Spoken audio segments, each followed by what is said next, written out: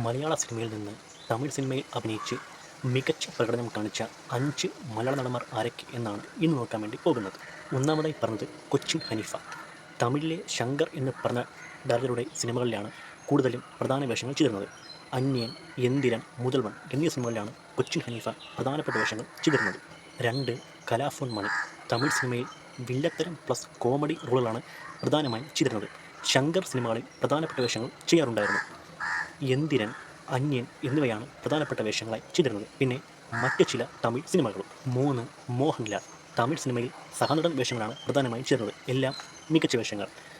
ഇരുവർ, jailer, ജില്ല, കാപ്പൻ എന്നീ സിനിമകളിലാണ് പ്രധാനമായി മികച്ച വേഷങ്ങൾ ചെയ്തിരുന്നത്. 4 മമ്മൂട്ടി. തമിഴ് സിനിമയിൽ സഹനടനായും നടനായും ഒട്ടനവധി വേഷങ്ങൾ.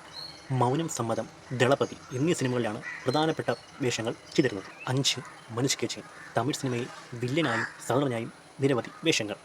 ദളപതി, ധൂൾ എന്നീ സിനിമകളിലാണ് പ്രധാനപ്പെട്ട വേഷങ്ങൾ ചെയ്തിരുന്നത്. അപ്പോൾ ഇവർ 5 പേരുമാണ് മലയാള സിനിമയിൽ നിന്ന് തമിഴ് സിനിമയിലേക്ക് പോയിട്ട് മികച്ച പ്രകടനം കാണിച്ച 5 നടന്മാർ.